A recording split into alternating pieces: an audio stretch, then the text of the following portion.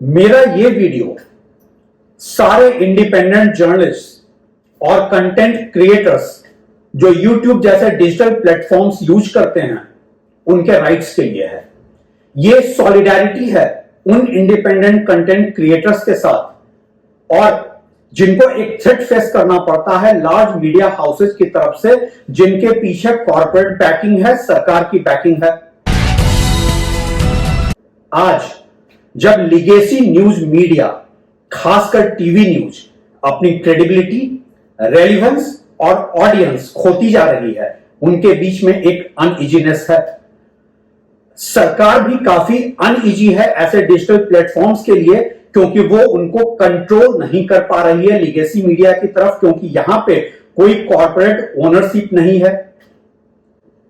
और इसलिए vested interest जो हैं वो ऐसे इंडिपेंडेंट जर्नलिस्ट को इंटिमिडेट करने की कोशिश करते हैं, कंटेंट क्रिएटर्स को डिफेमेशन की धमकियां मिलती हैं। लेकिन ऐसा लगता है वीडियो न्यूज एजेंसी ANI ने इसको नेक्स्ट लेवल पर ले जाने का सोच लिया है। इंटिमिडेट कर रहे हैं वो कंटेंट क्रिएटर्स को ऐसी चीजों के लिए जिसको डिजिटल एक्सटॉर्शन कहा जा सकता है। क्या है वो डिजिटल एक्सटॉर्शन, कैसे ये डिजिटल एक्सटॉर्शन काम कर रहा है? सपोज आपके पास एक YouTube चैनल है जिसमें आपने 4-5 सेकंड का कोई वीडियो क्लिप यूज कर लिया ANI का अपने हाफ एन आवर शो में सिर्फ रिप्रेजेंटेशन पर्पस के लिए। क्या ये कॉपीराइट का वायलेशन है? क्या इसे रिपोर्ट किया जाना चाहिए YouTube को as a copyright strike?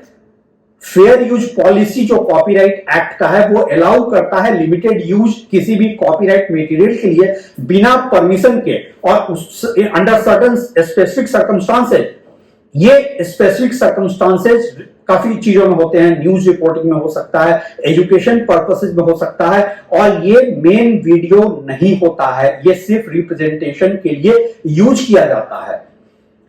Copyright act का वायलेशन हमेशा सेटल किया जाता है एग्जिस्टिंग कॉपीराइट लॉज उस कंट्री के जो हैं उसके साथ। लेकिन चूंकि YouTube एक ग्लोबल प्लेटफॉर्म है जो कि फॉलो करता है अमेरिकन कॉपीराइट लॉ DMCA को, डिजिटल मिलेनियम कॉपीराइट एक्ट, सो ये एक्सेप्ट कर लेता है ऐसे कॉपीराइट स्ट्राइक को बिना स्पेसिफिक लॉज और सर्कमस्टांसेज को उस कंट्री के में जाने बिना।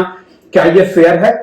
मैंने भी ये सब फेस किया है कॉपीराइट स्ट्राइक पास्ट में, जब मेरे ओरिजिनल कंटेंट को किसी दूसरी वेबसाइट ने किसी फ्रस्ट्रेटेड बिल्डर के कहने पर कॉपीराइट स्ट्राइक किया था। ये अलग कहानी है कि मेरे लीगल नोटिस ने उन्हें इतना डरा दिया कि कंप्लेनेंट भाग खड़े हुए कायरों की तरह।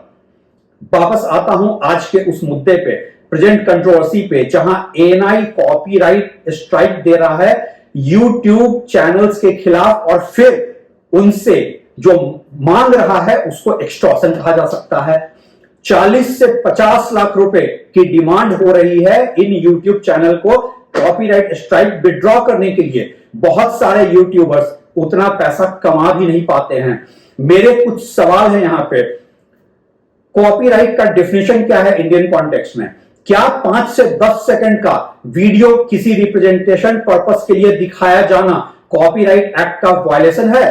क्या अगर है तो फिर फेयर यूज पॉलिसी किसे कहते हैं? क्या न्यूज एजेंसी जो उनकी वीडियो है उसको कॉपीराइट मटेरियल में रजिस्टर करा रखा है? क्या एक न्यूज एजेंसी जो कि एक गवर्नमेंट के साथ कोजी रिलेशनशिप एंजॉय करती है और उनको एक्सक्लूसिव एक्सेस मिलता है गवर्नमेंट इवेंट्स को कवर करने के लिए, वो दूसरों को टेरराइज और ब्लैकमेल कर सकती है ऐसे वीडियो के इवेंट्स के वीडियो को यूज करने के लिए? किस पॉलिसी, सरकार की किस पॉलिसी के तहत इस एजेंसी को एक्सक्लूसिव एक्सेस मिलता है एज द ओनली एजेंसी सरकारी इवेंट्स में? अगर कॉपीराइट एक्ट का वायलेशन भी हुआ है तो न्यूज एजेंसी क्या इसको इंडियन कोर्ट्स में प्रूफ नहीं कर सकती है कि ये इंटेंशनल वायलेशन है और फेयर यूज नहीं है? क्या ऐसे इंडिपेंडेंट कंटेंट क्रिएटर्स जिनके पास प्रूफ है इन इस ब्लैकमेलिंग के, वो केस फाइल नहीं कर सकते हैं न्यूज एजेंसी के खिलाफ ब्लैकमेलिंग के लिए? क्या YouTube जो है वो कॉपीराइट स्ट्राइक को ऐसे ही क्लेम के तौर पे लेता रहेगा शेयर फेस वैल्यू पे, सिर्फ इंडिया में लिटिगेशन अवॉइड करने के लिए?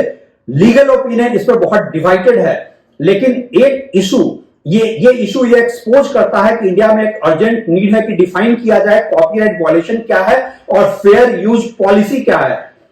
पास्ट में ऐसे क्लेम्स को रेस्ट्रिक्ट किया जाता था कि आपने मेरा वीडियो यूज किया है तो उस वीडियो का रेवेन्यू आपको शेयर करना पड़ेगा, जो कि आप यूट्यूब के मोनेटाइजेशन से पैसे कमाएंगे। से फॉर एग्जांपल, अगर आपने एक copyrighted music clip T series का अपने वीडियो में यूज कर लिया है तो टी सीरीज आपसे यह मांग सकता है कि आप रिवेन्यू शेयर करें उस स्पेसिफिक यूट्यूब वीडियो के मोनेटाइजेशन के लिए। That's fair. लेकिन इसको इस लेवल तक ले जाना कि आप कॉपीराइट स्ट्राइक कर दें और 40 से 50 लाख रुपए मांगे, ये बहुत अनरीजनेबल है। YouTube को अब डिफाइन करना चाहिए कि उसकी पॉलिसी इंडिया में क्या है, बहुत एक्सप्लिसिटली डिफाइन करना चाहिए। लार्जर क्वेश्चन जो मुझे बॉदर करता है और बहुत सारे YouTube जर्नलिस्ट को बॉदर करता है, क्या ये इंडिपेंडेंट कंटेंट क्रिएटर्स और जर्नलिस्ट को साइलेंस करने की कोई कोशिश है? क्या इस तरह से डराए जाने पर इंडिपेंडेंट वॉइसेस चुप हो जाएंगे जो सरकार से और सिस्टम से सवाल पूछते हैं और उन्हें जिम्मेदार ठहराते हैं?